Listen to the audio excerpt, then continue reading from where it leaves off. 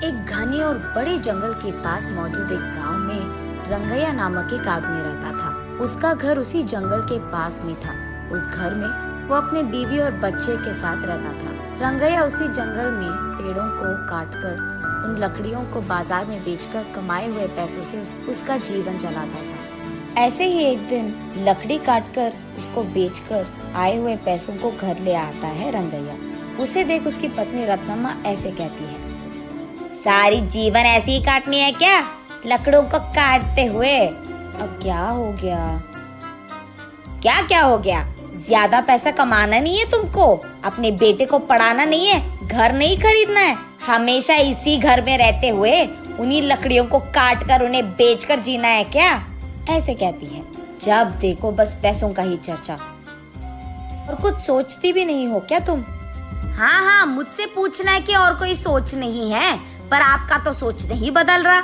इसके बाद रंगैया उसकी बातों को सुन नहीं पाता है, इसलिए वो चुपचाप वहाँ से चले जाता है।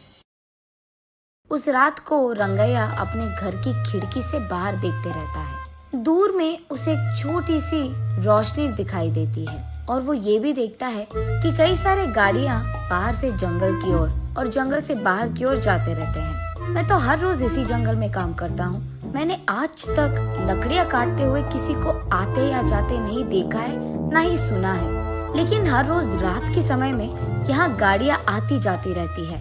मुझे कुछ तो करके जानना होगा कि वहाँ हो क्या रहा है। अगले दिन सुबह उठते ही जहाँ उसे कल रात रोशनी दिखी थी, उसी तरफ जाता रहता है रंगैया।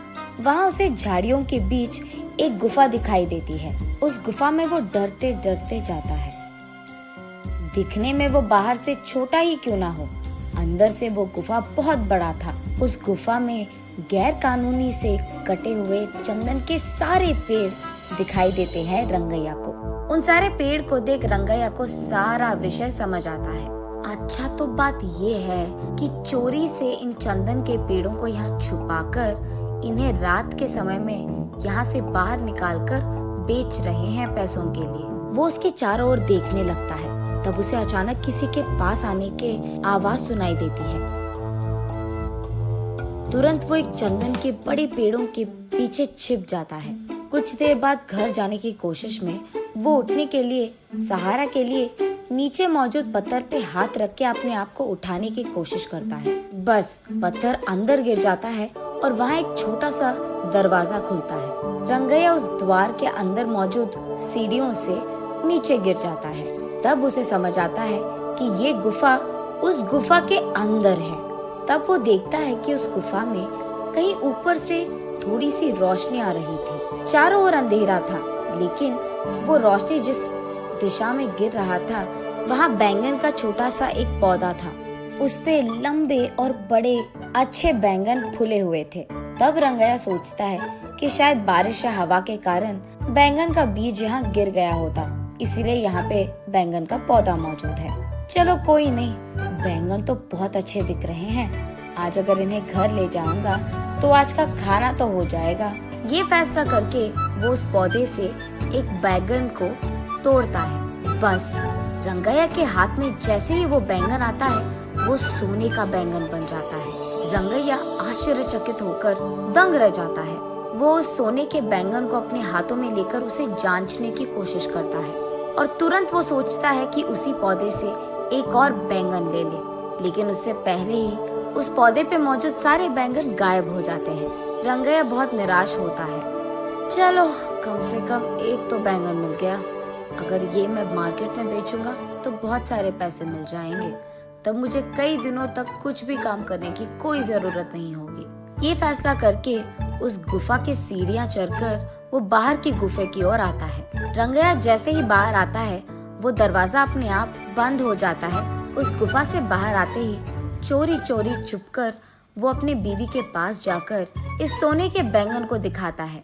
उस सोने के बैंगन को देख रत्नम्मा तुरंत बेहोश होकर नीचे गिर जाती है। कुछ देर बाद होश आता है। तब रत्नम्मा, बाप रे, सोने का बैंगन कहाँ से लेकर आए आप? ये कहाँ मिला आपको? उससे तुम्हारा क्या मतलब? हमेशा पैसों के पीछे पड़ी रहती है ना। ये लो, ये सोने का बैंगन लो और इससे जो करना है तुम कर लो। अरे पहले आप ये तो बताओ कि ये आप लाए कहाँ से? कहीं अपने कुछ चोरी वोरी तो नहीं किया ना? ऐसे रत्तम्मा एक के बाद एक उसे प्रश्न पूछते ही गई और कोई चारा ना होने के कारण रंगैया जो कुछ भी हुआ रत्तम्मा को बताता है। तो फिर आपको वही रहना था ना? कुछ देर बाद अगर और बैंगन आ गए तो उसको भी लेकर आते। आपकी जल्दबाजी से ना मैं तो मर रही हूँ। चलो जो हो गया सो हो गया। इस बैंगन से हम बहुत सारे दिन ना कोई भी काम करे बिना आराम से रह सकते हैं। गधे को अगर सोने का सिंहासन पे बैठाया गया ना, उसकी बुद्धि तो गधे की ही रहेगी ना। हाँ, अब क्या हो गया? इसका मतलब क्या है? इसी घर में रहते हुए चैन की जिंदगी नहीं चाहिए मुझे। आप 2-3 और सोने के बैंगन लेके आए, तब हम बड़े घर में आराम कर पाएंगे। देख, हमें नहीं पता कि उस पौधे पे वापस सोने के बैंगन आएंगे कि नहीं, और इतना ही नहीं, उस गुफा में जाना बहुत बहुत मुश्किल है और घातक भी। वहाँ चंदन के पेड़ छुपे हैं रत्ना। अगर मैं पकड़ा गया ना, मेरा लाश तक नहीं मिलेगा तुझे। अब इस सब की क्या जरूरत है? जितना है उतने में खुश रहेंगे, कहता है रंगैया। तुम मर्द हो भी? वहाँ के चंदन के पेड़ों के बारे में जाकर पुलिस को बता दो। वहाँ के चोरों को वो खुद लेकर जाएंगे और चंदन पेड़ भी खाली कर देंगे। तब गुफा पूरा खाली हो जाएगा। यहाँ तुम्हारे अलावा किसी को भी नहीं पता कि उस गुफा में एक और गुफा छुपा है। इसीलिए जब चाहो तब तुम उस गुफा में आ सकते हो और जा सकते हो। वैसे ही अगर उस बैंगन के पौधे पे और बैंगन उग गए तो उसको भी लेकर आ सकते हो आप। इसको ये सोच आया पर मुझे तो नहीं आया, पता नहीं क्यों। ऐसे रंगैया अपने मन में सोचता है। ठीक है, वो सब मैं देख लूंगा। तुम फिलहाल इस सोने के बैंगन को बाजार लेकर इसे बेचकर पैसे लेकर घर आओ।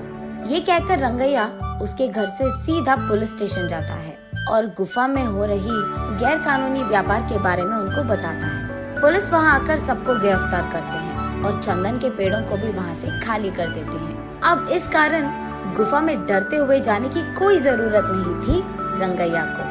अगले दिन वो उस नीचे वाली गुफा में बैंगन के पौधे के पास जाता है। तब वो देखता है कि वो पौधा बैंगन से भरा था। इस बार वो एक बैंगन को लेकर जल्दबाजी में दूसरा बैंगन लेने ही जा रहा था कि सारे बैंगन गायब हो जाते हैं। तब रंगैया को समझ आता है कि असली बात ये है कि बैंगन रोज के एक ही मिलते हैं।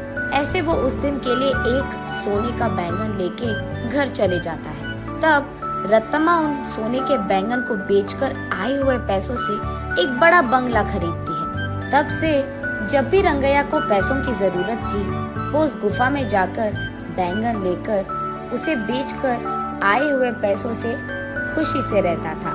जल्द ही रंगैया और रत्तम्मा उस गांव के ही जमींदार बन जाते हैं और खुशी से जीते हैं।